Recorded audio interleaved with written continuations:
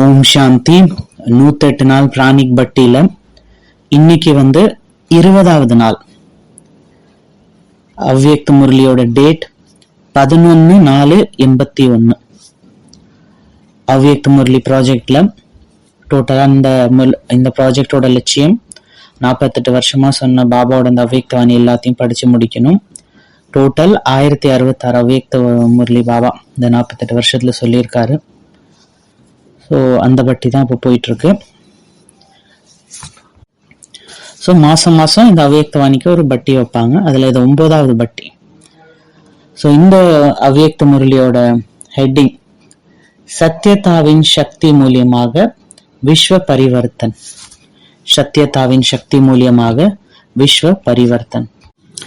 ஒரு ஊர்ல பாத்தீங்கன்னா ஒரு வயசான அம்மா இருக்காங்க. ஆனா அவங்க வீடு நல்லா வசதியான வீடு மாதிரி இருக்கு. பார்க்க ஒரு மாளிகை மாதிரி நல்லா வசதி வாய்ப்பு எல்லாமே இருக்கு உள்ளார.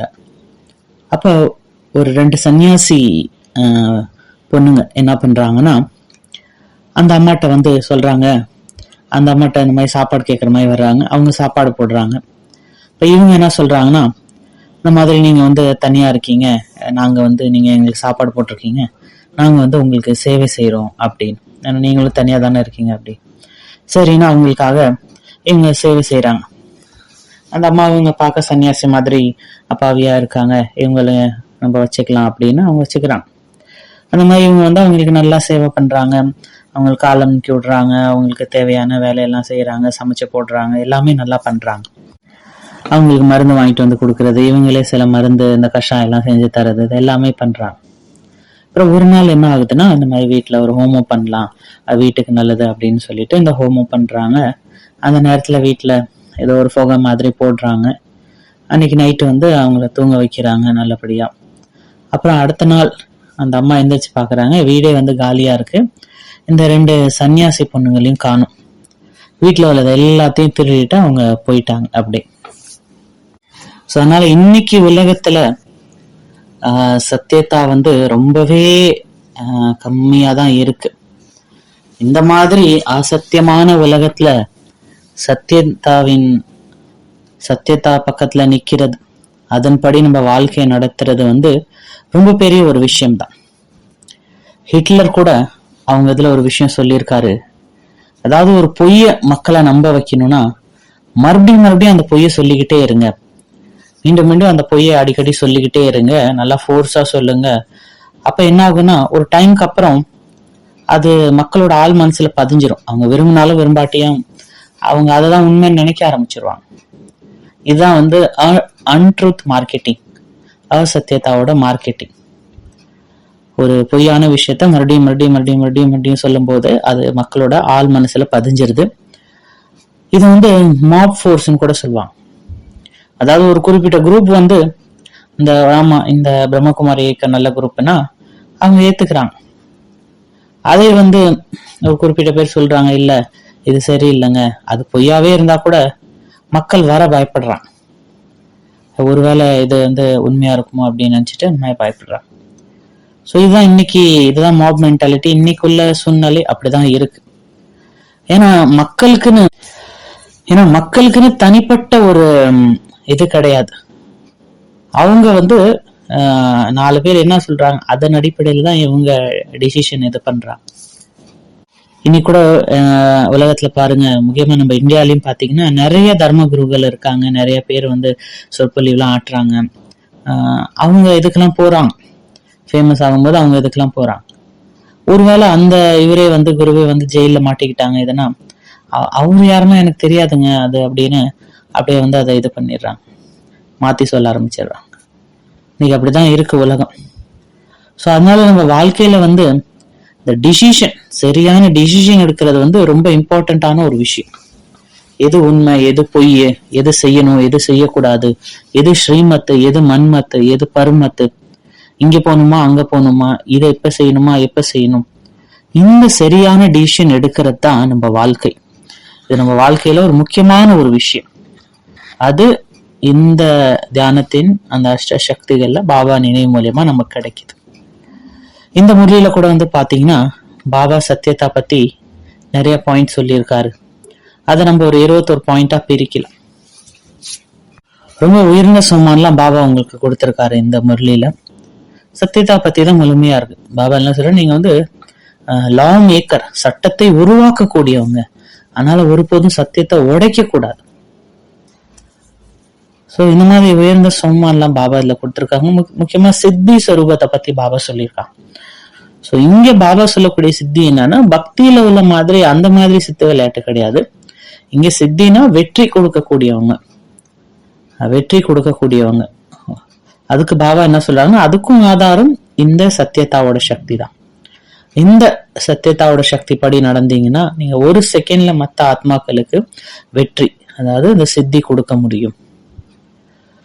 இதுல இன்னொரு விஷயமும் ஒரு அவ்யக்த வன்னியில பாபா சொல்றாரு, அதாவது எந்த மாதிரி ஆத்மாக்கள் வந்து ரொம்ப டேஞ்சரஸ் அப்படின்னு பாத்தீங்கன்னா, உள்ள ஒண்ணு வெளியே ஒண்ணு இருப்பாங்களே, அவங்க வந்து ரொம்ப டேஞ்சரஸ். அந்த மாதிரி நம்ம இருக்கக்கூடாது. அதாவது நம்ம எண்ணம் ஒரு மாதிரி இருக்கு, ஆனா நடத்தை வேற மாதிரி இருக்கு. சில பேருக்கு எண்ணம் வேற மாதிரி இருக்கும், பேச்சு வேற மாதிரி இருக்கும், நடத்தை வேற மாதிரி இருக்கும். மூணுமே டிஃப்ரெண்டா இருக்கும். யோசிக்கும் போது நினைப்பாங்க, இந்த இதை வந்து நம்ம கொடுக்கலாம், பாபாக்கு கொடுக்கலாம் இவ்வளவு இது அப்படின்னு பேசும்போது அதுல பாதிதான் சொல்லுவாங்க. செயல்ல வந்து அதுவும் இருக்காது. இன்னும் இப்ப எப்படி இருக்கிற நிலைமை, எண்ணத்துல சரி கொடுக்கலாம்னு நினைப்பாங்க, ஆனா செயல்ல வந்து பாத்தீங்கன்னா இருக்கிறதையும் புடுங்கிட்டு போயிடுறாங்க. சோ அதனால நம்ம சத்தியத்தா வழிபடி நடக்கும்போது நம்ம மட்டும் வெற்றி அடையாம மற்றவங்களையும் வெற்றி அடைய வைக்க முடியும். சோ அதனால பாபா சொல்றாரு, இந்த காந்திஜி வந்து கூட பாத்தீங்கன்னா அவர் புக்ல எழுதியிருக்காரு, அவரோட ஒரு புக் இருக்கு, என்னுடைய சத்தியத்தாவோட என்னுடைய ஆராய்ச்சிகள், மை எக்ஸ்பெரிமெண்ட் வித் ட்ரூத் அப்படின்னு அவரோட புக் இருக்கு. அதுல வந்து அவரு நிறைய விஷயங்கள் எழுதியிருக்காரு இந்த சத்தியத்தா பத்தி. நீங்களே கொஞ்சம் ஆராய்ச்சி பண்ணி பாருங்க, சத்தியத்தாவின் வழிப்படி நடக்கும் போது நம்ம லைஃப் எப்படி இருக்கு, பொய்யா இருக்கும்போது எப்படி இருக்கு. ஒரு பொய் சொல்றோம்னா அதுல என்னெல்லாம் ஆகுது நீங்களே கொஞ்சம் பாருங்களேன். பொய் சொல்லும்போது என்ன ஆகுது, நம்ம பயந்துட்டே இருக்க வேண்டியதா இருக்கும், இப்ப மாட்டிக்கிட்டோம்னா என்ன ஆகும் அப்படின்னு நிறைய விஷயங்களை மறைக்க வேண்டியதா இருக்கும். ஒரு பொய் சொல்றோம்னா அதுக்கு நிறைய பிளான் பண்ண வேண்டியதா இருக்கும். பொய் சொல்லும் போது நிறைய ஞாபக சக்தி தேவைப்படும். ஏன்னா ஒவ்வொருத்தவங்க கேட்கும் போது அந்த விஷயத்த கரெக்டா சொல்லணும். நீங்க உண்மை சொல்லும் போது இந்த மாதிரி எல்லாம் பண்ணணும் தேவையில்லை. ஏன்னா நீங்க என்ன இருக்கோ அதான் சொல்றீங்க. ஆனா பொய் சொல்லும் போது ஒவ்வொருத்தவங்களுக்கும் ஒரு மாதிரி சொல்லணும். அதனால அது வந்து ஒரு இது ஓடிக்கிட்டே இருக்கும் உள்ளார. அப்புறம் வந்து பாத்தீங்கன்னா நம்ம மனசு வந்து அரிச்சுட்டே இருக்கும் உள்ளார. இந்த மாதிரி ஒரு குற்ற உணர்வு இருந்துகிட்டே இருக்கும். பொய் சொல்றவங்க வந்து மத்தவங்க கண்ணை பார்த்து நேரா பேச முடியாது. ஏன்னா நீங்க பொய் சொல்றதுனால அது வந்து ஒரு இம்பியூரிட்டி தான். அதனால நீங்க சந்தோஷமா இருக்க முடியாது, சரியான தூக்கம் கூட இருக்காது. ஏன்னா அது ஒரு நெகட்டிவிட்டி இல்லையா, அது நிறைய நெகட்டிவ் எனர்ஜியை உங்க பக்கம் கொண்டாந்து சேர்க்கும். ஆத்மாவோட தன்னம்பிக்கை வந்து குறைஞ்சிடும். உடலும் சரி ஆத்மாவும் சரி ரெண்டும் வந்து வீக் ஆக ஆரம்பிக்கும். ஆனா அதுலயே வந்து நிறைய பேர் ரொம்ப தந்திரமா பொய் சொல்றவங்க எல்லாம் கூட இருக்காங்க. அதுக்குதான் ஒரு பழமொழி கூட இருக்கு, அதாவது இந்த சத்தியத்தாங்கிற அந்த படகு ஆடும் அசையும் ஆனா மூழ்காது. அதுக்கு ஆப்போசிட்டா பொய்ங்கிற அந்த படகு அது ஆடவே ஆடாது, ஸ்திரமா இருக்கும், ரொம்ப ஹைட்டாவும் போகும், ஆனா ஒரே திரையா மூழ்கிடும். ஸோ இன்னைக்கு ஹோம்ஒர்க் அதுதான். ஃபர்ஸ்ட் ஹோம்ஒர்க் என்னன்னா, சத்தியதா பத்தி இந்த மாதிரி ஞானத்திலயும் சரி பக்திலையும் சரி என்ன மாதிரி எல்லாம் பழமொழிகள் இருக்கு. இப்போ உதாரணத்துக்கு நம்ம இதுல எடுத்துக்கிட்டீங்கன்னா பக்தியில சத்தியம் சிவம் சுந்தரம், இது வந்து சத்தியதா பத்தி ஒண்ணு இருக்கு. அப்புறம் இன்னொன்னு பாபா அடிக்கடி சொல்லுவாரு, சத்தோ பிட்டோ நச்சு, அதாவது சத்தியமா இருக்கிறவங்க அவங்க சந்தோஷத்துல நடனம் ஆடுவாங்க அப்படின்னு. சோ இந்த மாதிரி ஒரு 21 பழமொழிகள் நீங்க சத்தியதா ரிலேட்டடா கண்டுபிடிங்க. அடுத்து பாபா சொன்ன சத்தியதா பத்தி உள்ள அந்த 21 பாயிண்ட் பார்க்கலாம். பாபா என்ன சொல்றாருன்னா, சத்தியதா மூலியமா நீங்க சித்தி ஸ்வரூபம் ஆக முடியும். சத்தியதா தான் 2வது பாயிண்ட். சத்தியதா தான் மகான்தா. இந்த சத்தியதா இருக்கும்போது ஆட்டோமேட்டிக்கா உங்க எண்ணம் சொல் செயல் எல்லாமே அதுல அந்த மகான் தன்மை வரும். சத்தியதா தான் மானியத்தான், அதுதான் எல்லாரும் ஏத்துக்கிறாங்க. உங்களுடைய 3வது பாயிண்ட் அது. 4வது பாயிண்ட் வந்து பாத்தீங்கன்னா உங்களுடைய சுயமான சொரூபமே சத்தியதா தான். இந்த சத்திய சொரூபத்துல இருந்தீங்கன்னா நீங்க மகான் ஆத்மாவா ஆயிடலாம். 5வது சத்திய தந்தையோட அறிமுகம் உங்களுக்கு தான் கிடைச்சிருக்கு. உலகத்துல வந்து பரமாத்மா பத்தி சரியான ஞானம் இல்லை. கடவுள் வந்து எங்கேயும் இருக்காரு, சர்வவியாபி, இது அதுன்னு சொல்லியிருக்காங்க. அதே மாதிரி ஆத்மாவோட சத்தியமான ஞானம் உங்களுக்கு தான் கிடைச்சிருக்கு.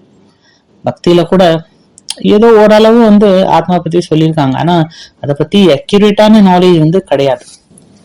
பக்தியில எவ்வளவு விஷயம் சொல்றாங்க பாருங்க. ஆத்மா வந்து சில பேர் சொல்றாங்க ஹார்ட்ல இருக்கு, சில பேர் மூளையில இருக்கு, சில பேர் முழு உடல்லயும் இருக்கு, ஆத்மா தான் பரமாத்மா. அந்த மாதிரி எவ்வளவு வந்து பொய்யான விஷயங்கள் சொல்லிட்டாங்க. சரியான ஞானம் கிடையாது. ஆனா இங்க உங்களுக்கு ஆத்மாவோட சத்தியமான ஞானம் கிடைச்சிருக்கு, பரமாத்மாவோட சத்தியமான ஞானம் கிடைச்சிருக்கு. அடுத்த சிருஷ்டி சக்கரத்தோட சத்தியமான ஞானம் உங்களுக்கு கிடைச்சிருக்கு. அடுத்த 7வது பாயிண்ட், இந்த சத்தியத்தாக்கு தான் மகிமை இருக்கு. பக்தியில கூட சத்தியம் சிவம் சுந்தரம் சொல்றாங்க, காட் இஸ் ட்ரூத்னு சொல்றாங்க. ஸோ அதனால இந்த சத்தியம் சிவம் சுந்தரம் இது வந்து ஒரு ஹோம்ஒர்க். இதை வந்து விதவிதமா நீங்க எழுதி பாருங்க, வேற வேற ஹேண்ட் ரைட்டிங்ல. இதை வந்து கேலிகிராஃபின்னு சொல்லுவாங்க.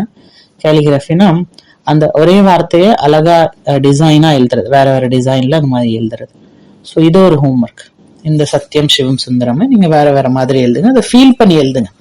இந்த பரமாத்மா சிவன் அவர் தான் உண்மையிலே சத்தியமானவர், அழகானவர், அந்த மாதிரி அதை ஃபீல் பண்ணி எழுதுங்க. அடுத்து வந்து பாத்தீங்கன்னா 8வது பாயிண்ட், இந்த மாதிரி யார் உண்மையா இருக்காங்களோ அவங்கதான் வந்து எப்பயுமே சந்தோஷத்துல நடமாடுவாங்க. 9வது பாயிண்ட் வந்தீங்கன்னா சத்தியதா. சத்தியதாவின் சக்தி மூலியமாக நீங்க இயற்கையும் சத்தோ பிரதானமா ஆக்க முடியும். இயற்கை மட்டும் இல்ல, இந்த கலியுகத்தையே சத்தியுகமா மாத்த முடியும். எல்லா ஆத்மாக்களுக்கும் சத்கதி கொடுக்க முடியும்.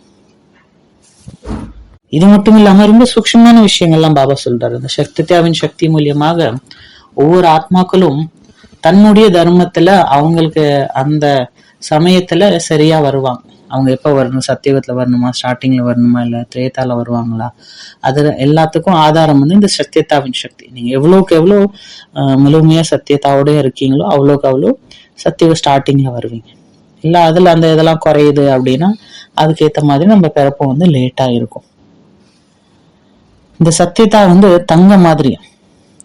என்ன மாதிரி தங்கன்னா, இந்த சாஸ்திரத்துல சொல்லியிருக்காங்க பாரஸ்பத்தர்னு, அது வந்து இரும்புல வரசுனா கூட தங்கமா மாறிடும். அந்த மாதிரி இங்க உங்களுடைய சத்தியத்தாவின் சக்தி மூலியமா என்னெல்லாம் ஆகுது, எதெல்லாம் வந்து சத்தோபிரதானம் ஆகுது, எதெல்லாம் தங்கமா மாறுதுன்னா, முதல்ல ஆத்மா சத்தோபிரதானம் ஆகுது. தமோ குணத்துல இருந்து சத்தோகுணம் ஆயிடுது. தமோ குணம் அது பேரடையிலுமே இல்லாத அளவுக்கு அது முடிஞ்சு போயிடுது. சோ அப்ப ஆத்மா வந்து சத்தோபிரதானம் ஆகுது. நீங்க சத்தியத்தா அப்படி இருக்கும்போது இயற்கை சத்தோபிரதானம் ஆகுது. சமயம் இந்த கலியுகம் வந்து சத்தியுகமா மாறப்போகுது. எல்லா பொருட்களும் சத்தோபிரதானம் ஆக ஆரம்பிக்குது. உங்க சம்பந்தங்களும் சத்தோபிரதானமா ஆக ஆரம்பிக்குது. ஏன்னா இப்ப கலியுகத்துல உள்ள எந்த சம்பந்தமும் வந்து உண்மையான சம்பந்தம்னு சொல்ல முடியாது. வெளிநாட்டுல ஒரு அம்மா பொண்ணுக்கு வந்து 2 பேருக்குமே வந்து பாத்தீங்கன்னா இந்த தூக்கத்துல நடக்கிற வியாதி இருக்கு.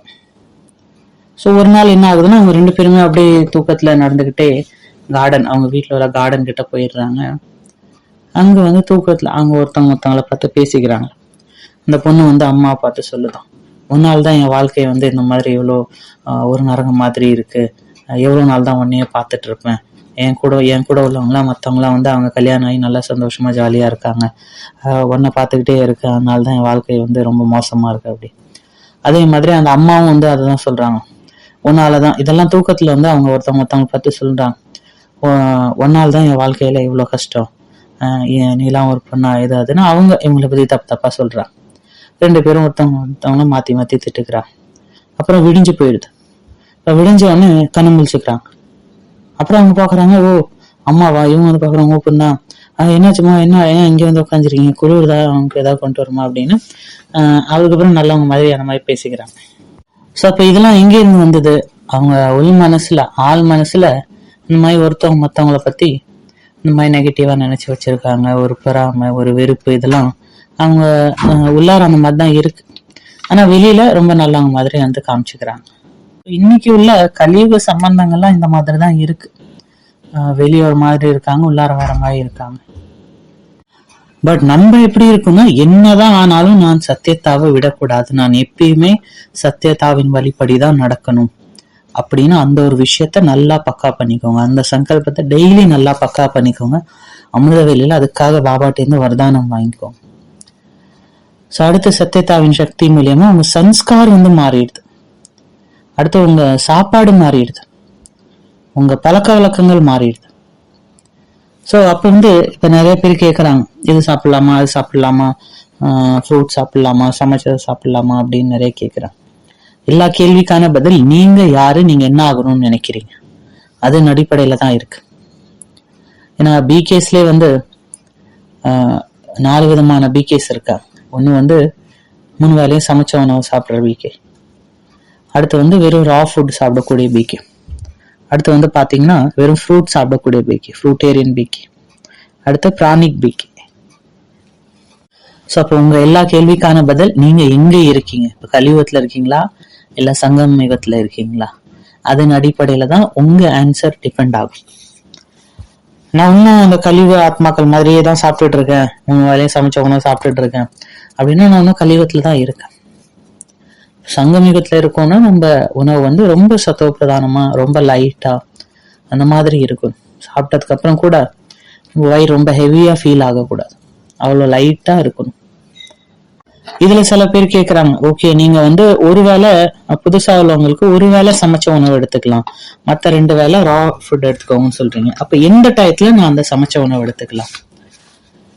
அதுல என்ன சொல்றாங்கன்னா, பெஸ்ட் நீங்க சாயந்தர டயத்துல ஒரு வேளை சமைச்ச உணவு எடுத்துக்கோங்க சாயந்தரம்.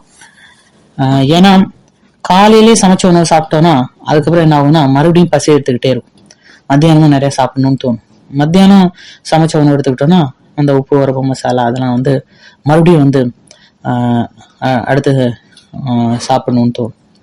பட் நைட் அந்த சாயந்தர டைம் நீங்க சமைச்ச உணவு எடுத்துட்டீங்கன்னா அதுக்கப்புறம் ரொம்ப அந்த கிரேவிங் இருக்காது, இது சாப்பிடணும் அந்த இது இருக்காது. அப்புறம் நைட்டு நீங்க தூங்கிடுவீங்க, அதனால அதை பத்தி சங்கல்பம் அவ்வளோ ஓடாது.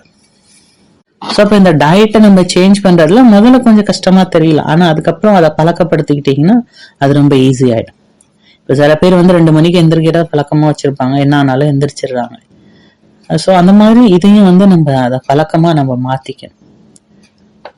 அதாவது எவ்வளோக்கு எவ்வளோ நம்ம ஃப்ரூட் பக்கம் மூவ் ஆகுறோம், ரா ஃபுட்டுக்கு மூவ் ஆகுறோமோ அவ்வளோக்கு அவ்வளோ நம்ம மைண்டு கிளியரா இருக்கும், நம்ம மனசு ஒரு ஹெவியா இருக்காது. உங்க எண்ணங்கள்ல அந்த சுத்தத்தா, அந்த தூய்மை தன்மை வரும், மனம் புத்தி கிளியரா தெளிவா இருக்கும், முறையா டீப்பா புரிஞ்சுக்கலாம், யோகா நல்லா வரும். ஸோ ஏன்னா இல்லாட்டினா என்ன ஆகுதுன்னா, இப்ப நம்மளோட எனர்ஜி, நம்ம யோக சக்தி இதெல்லாம் எங்க போகுது அப்படின்னு பாத்தீங்கன்னா, நம்ம இவ்வளவு சாப்பிடுறோமே அதை டைஜஸ்ட் பண்றது, அதை வெளியே தள்ளுறது, அதுலயே எல்லா சக்தியும் போயிடுது. ஆத்மாவோட எல்லா சக்தியும் நம்ம சாப்பிட்டதை ஜீர்மானிக்கம் பண்றது, அதை வெளியே தள்ளுறதுல போயிடுது. அதுக்கப்புறம் எங்க டைம் இருக்கு சுய சிந்தன் பண்ண, இல்ல முறையில டீப்பா சிந்தன் பண்ண, டிஸ்கஸ் பண்ண, அந்த யோகால அந்த அஷரீர் ஸ்திதி, அந்த பரந்தாம் ஸ்திதி, ஃபரிஷ்தா ஸ்திதி இதெல்லாம் அனுபவம் பண்றதுக்கு எங்க இருக்கு டைம்? ஸோ இந்த கிளாஸ் கேட்கும் போதே அந்த அவ்வியக்த ஃபரிஷ்தா ஸ்திதியில இருந்தே கேளுங்க, நான் ஆத்மாவும் லைட் சரீரத்துல இருந்து இந்த அவ்வியக்த வாணி கேட்டுட்டு இருக்கேன். ஸோ அந்த ஸ்வரூபத்தை மறந்துடாம ஞாபகமா அந்த ஃபரிஷ்தா ஸ்வரூபத்துல இருந்தே கேளுங்க. ஸோ அடுத்து 14வது பாயிண்ட், சத்தியத்தாவோட சக்தி உங்களை என்ன பண்ணுது, உங்க பேரு ரூபம் எல்லாத்தையுமே சத்தியமானதா ஆக்கிடுது. ஏன்னா சத்தியத்தாக்கு பாபா இங்க 2 டெஃபினேஷன் தராங்க. ஒண்ணு சத்தியமானது, இன்னொன்னு அவினாஷி, அழிவில்லாதது. அப்ப அரை கல்பத்துக்கு நீங்க சைத்தன்ய ரூபத்துல இருக்கீங்க அந்த சத்திய யுகத்துல. அப்புறம் அரை கல்ப ரூபம் பாத்தீங்கன்னா உங்க சித்திரத்தின் மூலியமா கூட அந்த சத்தியத்தா வெளிப்படுது. அரை கல்பம் பிரஜா உங்களோட மகிமை பாடுவாங்க, அரை கல்பம் பக்த ஆத்மாக்கள் உங்களோட பேரோடைய அந்த புகழ் பாடுவாங்க. அப்புறம் பாருங்க 15வது பாயிண்ட், சத்வச்சன் மகாராஜ் அப்படின்னு அந்த ஒரு மகிமை கூட இருக்கு. நீங்க எது சொல்றீங்களோ அதுதான் சத்தியம் அப்படின்னு நினைச்சிட்டு இருக்காங்க. அந்த மகான் ஆத்மாவோட ஒரு வார்த்தை கூட, பாதி வார்த்தை கூட கேட்கறது ரொம்ப மகான்னு அனுபவம் பண்றாங்க. 16வது பாயிண்ட், உங்களுடைய சத்தியதாவின் சக்தி மூலியமா உங்க தேசம் கூட அவிநாசியா ஆயிடுது, அழிவில்லாத தேசமா மாறிடுது நம்ம பாரத தேசம். அடுத்து இந்த சத்தியதாவின் சக்தி மூலியமா உங்க உங்க உடை கூட மாறிடுது. அரை கல்பம் தேவதா உடையில இருப்பீங்க, அதுக்கப்புறம் அரை கல்பம் உங்க தேவதையோட அந்த மகிமை பாடிட்டு இருப்பாங்க. இன்னைக்கு கலியுகம் கடைசி வரைக்கும் கூட பக்தர்கள் பாருங்க, உங்க சித்திரத்துக்கு உங்க ட்ரெஸ் இதெல்லாம் எவ்வளவு அலங்கரிச்சு எவ்வளவு மகிமை பாடிட்டு இருக்காங்க. 18வது பாயிண்ட், உங்களுடைய சரித்திரம் மற்றும் உங்களுடைய கடமை அதுவும் சத்தியமானது. நீங்க அந்த சத்தியமா இருந்ததுனாலதான் அதுக்கு ஒரு கதை பக்தி மார்க்கத்துல அந்த பகவத்கீதையில உருவாக்கிட்டான். சோ அதுல எப்படி காமிச்சிருக்காருன்னா, கிருஷ்ணர் பிறந்தார் அப்படின்னு எழுதாம சத்தியத்தோட பிறப்பு ஏற்பட்டிருக்கு, சத்திய தர்மத்தை ஸ்தாபனை செய்வதற்காக, சத்திய உலகத்தை கொண்டு வர்றதுக்காக அப்படின்னு அந்த மாதிரி எழுதியிருக்காங்க கிருஷ்ணருக்கு. அடுத்து உங்க தினச்சரியாவும் சத்தியமானதா மாறிவிட்டது. நீங்க உங்க தினச்சரியாவை பாருங்க, உலகத்துல உள்ள ஆத்மா கூட தினச்சரியா பாருங்க, எவ்வளவு வித்தியாசம் அவங்களுக்கும் நமக்கும். ஆனா இதுல நம்மள நல்ல விதமா செக் பண்ணிக்கணும். இல்லாட்டினா என்ன ஆகுதுன்னா, நம்ம வெளியே ஏதோ நம்ம பெரிய யோகி மாதிரி காமிச்சுக்கிறோம், ஆனா உள்ளார என்னன்னு நமக்கு தான் தெரியும். அதை யாராவது நம்மளை பத்தி இல்ல இப்படி பண்ணுங்க அப்படின்னு சொல்லிட்டு அவங்க மேல நம்ம கோவப்பட ஆரம்பிச்சிடுறோம். அடுத்து 20வது பாயிண்ட், நம்மளுடைய சாப்பாடு குடிக்கிறது அதுவும் சத்தியமானதா மாறிவிட்டது. உங்களுடைய படங்கள் உங்க சித்திரத்தை கூட அதை எடுக்கிறாங்க அப்படின்னா எவ்வளவு அதுக்கு அந்த சுத்தபத்தமா இருந்து அதெல்லாம் பண்றாங்க. அதுக்கு சாப்பாடு வைக்கிறாங்க, பக்தியில உங்க சிலைக்கு சாப்பாடு வைக்கணும்னா கூட அதுக்கும் எவ்வளவு சுத்தபத்தமா அதெல்லாம் பண்றாங்க. இதெல்லாம் நம்ம சத்தியமா இருந்ததோடைய ஞாபகார்த்தமா தான் அங்க அப்படி பண்றாங்க. 21வது பாயிண்ட், எங்க சத்தியத்தா இருக்கோ அங்க சதா வெற்றி இருக்கு, எங்க சத்தியத்தா இருக்கோ அங்க பாபா இருக்கார், அதனால வெற்றி கண்டிப்பா இருக்கு. அதனால நிச்சயத்தின் ஆதாரத்தின் அந்த நிச்சயத்தோட சொல்லுங்க, நாங்க சத்தியத்தாப்படி இருக்கனால வெற்றி எனக்கு தான், வெற்றி என்னோட பிறப்புரிமை அப்படின்னு. ஏன்னா சத்தியத்தோட அந்த படகு ஆடும் அசையும், ஆனா ஒருபோதும் கவிழ்ந்து போயிடாது. அப்ப இத பத்தி நீங்க சிந்தன் பண்ணுங்க, அமிர்த வேலைக்கு அப்புறம் சிந்தன் பண்ணுங்க, இல்ல ஏகாந்தத்துல உட்காந்து சிந்தன் பண்ணுங்க, இல்ல உங்களுக்கு எப்ப டைம் கிடைக்குதோ அப்பெல்லாம் சிந்தன் பண்ணுங்க. ரொம்ப பிஸியா இருக்கும்போது கூட இந்த பாயிண்ட்ஸ் எல்லாம் அப்படியே உங்க மைண்ட்ல சிந்தன் பண்ணி பாருங்க. அதனால இந்த முரளி ஃபுல்லாவே சத்தியத்தா பத்தி தான். அதனால உங்க வாழ்க்கையில எங்கேயாவது போய் இருக்கிற மாதிரி தெரிஞ்சா அதை அப்படியே தூக்கி போட்டுருங்க, அது சொல்லி கூட நம்ம வாழ்க்கையில இருக்கக்கூடாது. அடுத்து இந்த இதுல என்ன ஆக்டிவிட்டி பண்ண வச்சாங்கன்னா, 10 சத்தியத்தாவோட 10 விஷயங்கள் இதுல பாபா சொன்னாங்கல்ல, அதை ஆக்டிவிட்டிக்காக எடுத்துக்கிட்டான். ஸோ இதுல என்ன பண்ணுவாங்கன்னா, அந்த 10 விஷயமும் சொல்லும் போது அதை ஆக்ஷனோட செஞ்சு காமிப்பான். இப்போ உதாரணத்துக்கு சச் தோ பிட்டோ நச், இதை பாபா சொல்றார். அப்ப நச்சுன்னா டான்ஸ், அது சொல்லும் போது இந்த மாதிரி அந்த பஞ்சாபிக்காரங்க கை தூக்கிட்டு டான்ஸ் ஆடுவாங்கல்ல, பெல்லே பெல்லேன்னு, அந்த மாதிரி அந்த டான்ஸ் ஆடிட்டே அதை சொல்லுங்க. இதெல்லாம் எதுக்குன்னா அந்த ஆக்டிவிட்டி பண்ணும்போது அது நம்ம மனசுல ஆழமா பாதி. ஸோ அதுல ஃபர்ஸ்ட் பாயிண்ட் என்ன சொன்னாங்கன்னா, விதி விதாத்தா சித்தி தாத்தா. அடுத்த 2வது பாயிண்ட், இதெல்லாம் அந்த மாதிரி ஒவ்வொரு இது சொல்லும் போது அதுக்கான ஆக்ஷன்ஸ் கை மூலியமா செஞ்சுட்டே அதை சொல்லிட்டு வந்துருந்தான். அடுத்து ஆத்மா சத்தியஸ்வரூபமானது, பரமாத்மாவும் சத்தியஸ்வரூபமானவர். 3வது பாயிண்ட், பாபா என்னுடையவர், நான் பாபாவுடையவன். 4வது பாயிண்ட், தூங்கி இருக்கக்கூடிய கும்பகர்ணங்களை எழுப்பணும். 5வது பாயிண்ட், பாபா சத்தியமானவர், டீச்சரும் என்னுடைய டீச்சரும் சத்தியமானவங்க. அடுத்து குரு, பாபா குருவாவும் அவரும் சத்தியமான குரு, சத்குரு. சத்தியமான பாபா, சத்தியமான டீச்சர், சத்தியமான குரு. அடுத்து 6வது பாயிண்ட், சத்தியம் சிவம் சுந்தரம். 7வது பாயிண்ட், சச் தோ பிட்டோ நச், எங்க சத்தியம் இருக்கோ அங்க எப்பயுமே சந்தோஷத்துல ஆடிட்டு இருப்பாங்க. அடுத்து 8வது பாயிண்ட், சத்தியத்தின் படகு ஆடும் அசையும் ஆனா ஒருபோதும் மூழ்கி போகாது.